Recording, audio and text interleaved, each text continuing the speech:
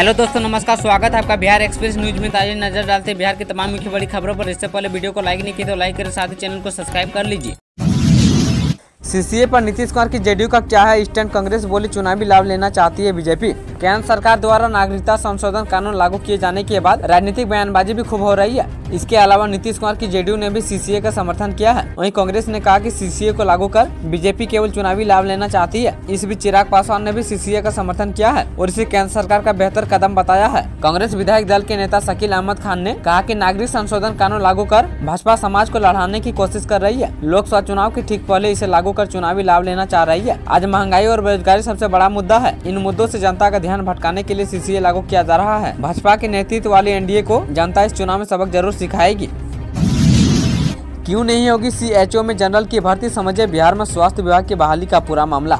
बिहार में नीतीश कुमार की सरकार ने स्वास्थ्य विभाग में संविदा पर सामुदायिक स्वास्थ्य पदाधिकारी के 4500 पदों पर बहाली के लिए भर्ती की अधिसूचना निकाली है। बीएससी नर्सिंग पास पुरुष और महिला कैंडिडेट 1 अप्रैल से इसके लिए आवेदन कर सकेंगे। अप्लाई करने की अंतिम तारीख 30 अप्रैल रखी गई है। स्वास्थ्य मंत्री सम्राट चौधरी ने इस भर्ती को लेकर सोशल मीडिया पर एक पोस्ट किया है। एनडीए में रोजगार और नौकरी की गारंटी भर्ती में 3566 और 934 महिलाओं के पदों के लिए बहाली निकाली है। लेकिन अखबार में छपे भर्ती विज्ञापन में जनरल वर्ग यानी अनारक्षित सीटों की संख्या 0 दिखाने को लेकर सोशल मीडिया पर काफी टिप्पणी हो रही है। मशहूर निर्देशक विवेक अग्निहोत्री ने इस विज्ञापन को ट्वीट करते हुए लिखा कि आरक्षण की राजनीति समाज और शिक्षा की गुणवत्ता को बर्बाद कर रही है। लेकिन विज्ञापन में सामान्य वर्ग की पदों की संख्या 0 लिखने पर जो बहस हो रही है वह असल में अन्यथा भ्रम पैदा हो जाने से हुआ है। सच्चाई यह है कि पहले यह अनारक्षित कोटि की सीट भरी हुई है, इसलिए इस वर्ग के लिए रिक्ति नहीं आई है।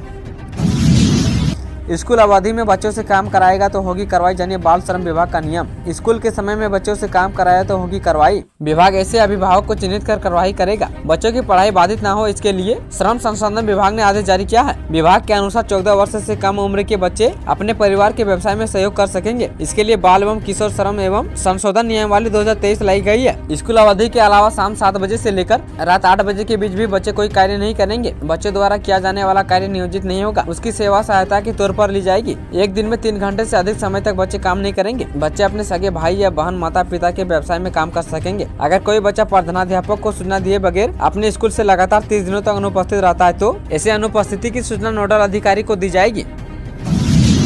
महागठबंधन में सीट शेयरिंग फॉर्मूला अभी तय नहीं। सीपीआई ने 3 लोकसभा सीटों पर शुरू की तैयारी। बिहार महागठबंधन में लोकसभा चुनाव 2024 का सीट शेयरिंग फॉर्मूला अभी फाइनल नहीं हुआ है। इस बीच लेफ्ट पार्टी सीपीआई ने राज्य की 3 लोकसभा सीटों पर चुनाव लड़ने की तैयारी शुरू कर दी है। इनमें बेगूसराय, बांका और मधुबनी शामिल है। सीपीआई के राज्य सचिव नरेश राम पांडे ने यह जानकारी दी है। सीपीआई बिहार में आरजेडी के नेतृत्व वाली महागठबंधन का हिस्सा है। इस गठबंधन में अभी तक सीट शेयरिंग फॉर्मूला तय नहीं हुआ है। नीतीश कुमार की पार्टी जेडीयू के अलग होने के बाद लेफ्ट पार्टियों की सीटों पर दावेदारी बढ़ गई है। सीपीआई ने बेगूसराय सीट पर मजबूती से दावा ठोका है। वहीं अब वह बांका और मधुबनी लोकसभा से भी चुनाव लड़ सकती है। मधेपुरा में बड़ी वारदात। मोबाइल लूट के दौरान जेडीयू नेता के बेटे को मारी गोली। बिहार के मधेपुरा जिले में बेखौफ बदमाशों ने जेडीयू नेता करमलाल मेहता के बेटे को गोली मार दी है। घटना रविवार की रात गमरिया थाना क्षेत्र के इटावा जीवजपुर गांव की है। बताया गया है कि दीपक कुमार को बाइक सवार बदमाशों ने पीछे से गोली मार दी है। गोली मारने के बाद बाइक सवार बदमाश हथियार लहराते हुए फरार हो गए। इस घटना में गोली दीपक की जांघ और कमर के बीच में लगी है। गोली लगने से वह गंभीर रूप से जख्मी हो गया है। रात में फायरिंग की आवाज सुनकर आसपास के लोग घटनास्थल पर पहुंचे। मौके पर पहुंचे लोगों ने जख्मी युवक को इलाज के लिए मधेपुरा मेडिकल कॉलेज में भर्ती कराया। इस मामले को लेकर घटनास्थल पर पहुंचे मधेपुरा एसपी परवेंद्र भारती ने बताया कि मामले की जांच में पुलिस जुटी हुई है और आगे की कार्रवाई की जा रही है। बिहार शरीफ से अस्तवा रेल लाइन का नरेंद्र मोदी ने किया लोकार्पण। अब जल्द दौड़ेगी ट्रेन। बिहार शरीफ से अस्तवा के बीच ट्रेन का परिचालन अब जल्द शुरू होगा। मंगलवार को प्रधानमंत्री नरेंद्र मोदी ने वीडियो कॉन्फ्रेंस के माध्यम से अस्तवा रेलवे स्टेशन का लोकार्पण किया है। इसके साथ ही नालंदा के लोगों को एक और नई रेल लाइन की सौगात मिल गई है। इससे इस इलाके में आवाजाही और सुगम होगी। यह बिहार शरीफ शेखपुरा रेलखंड का एक ही हिस्सा है। इस साल बरबीघा तक रेल परिचालन शुरू होने की संभावना है। पूरे रेलखंड पर करीब 1473 करोड़ रुपए खर्च होना है। अस्तवा स्टेशन पर कार्यरत प्रभारी मैनेजर चंद्रशेखर प्रसाद ने बताया कि इस रेलखंड पर फिलहाल एक मेमू ट्रेन बिहार शरीफ से अस्तवा तक चलाई जाएगी। इस नई रेल लाइन के बन जाने से ग्रामीण इलाकों के लोगों में काफी खुशी का माहौल है।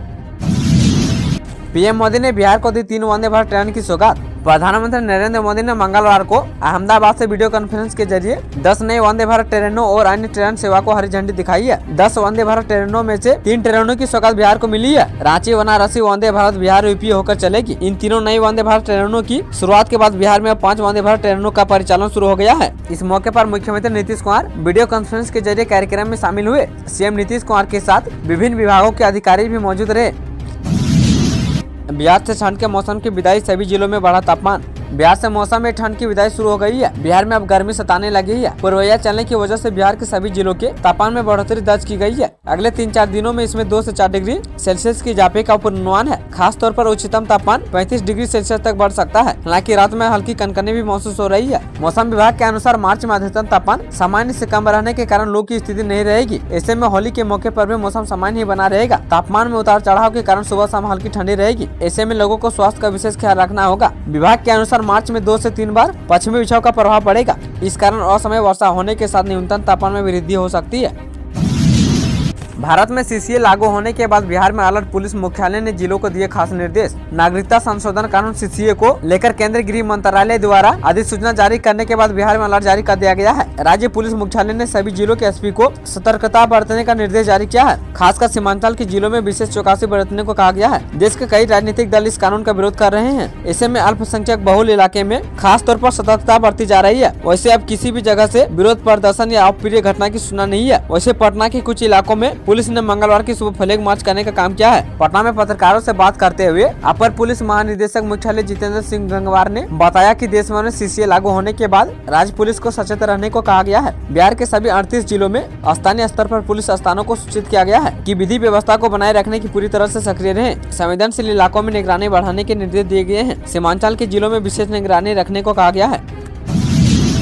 बिहार में 12 साल पुरानी योजना पर अब होगा काम। शहरी निकायों में बनेंगे सम्राट अशोक भवन। बिहार के शहरी निकायों में वर्षों से लंबित सम्राट अशोक भवन जल्द पूरे होंगे। नगर विकास एवं आवास विकास बचे हुए निकायों में सम्राट अशोक भवनों के निर्माण को लेकर आवश्यक जमीन और राशि की व्यवस्था की जा रही है। फिलहाल 16 शहरी निकायों को इस वित्तीय वर्ष में भवन निर्माण के लिए 11 करोड़ 2,48,000 रुपए का आवंटन मिला है। इनमें दक्षिण बिहार के 10 शहरों को करीब 70 लाख रुपए मिले हैं, जबकि उत्तर बिहार के 6 शहरों को करीब 67 लाख की राशि उपलब्ध कराई गई है। इसके साथ ही संबंधित नगर निकाय द्वारा चिन्हित भूमि को भी मंजूरी प्रदान की गई है।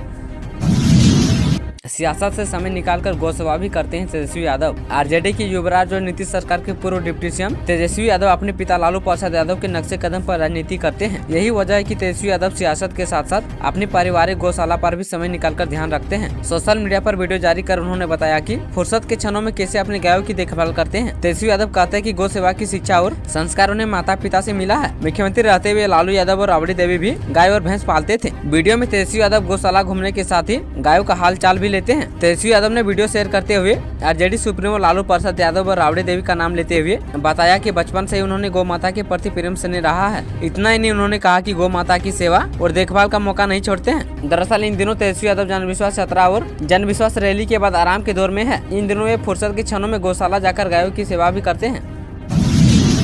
बिहार में आज से बदलेगा मौसम, फिर चढ़ेगा पारा, 30 जिलों का बढ़ा तापमान। बिहार में फिलहाल गर्मी ज्यादा नहीं सताएगी। बुधवार तक सुबह का तापमान थोड़ा बढ़ेगा, फिर इसमें अगले कुछ दिनों तक विशेष बदलाव नहीं होगा। मौसम विज्ञान के अनुसार सोमवार से बुधवार तक अधिकतम तापमान में 2 से 4 डिग्री सेल्सियस की बढ़ोतरी होगी। मौसम विज्ञान केंद्र पटना के अनुसार सोमवार को पटना सहित 30 शहरों के अधिकतम तापमान में बढ़ोतरी हुई थी। वहीं राजधानी सहित 12 शहरों के न्यूनतम तापमान में गिरावट आई है, जबकि 19 शहरों में न्यूनतम पारा चढ़ा है।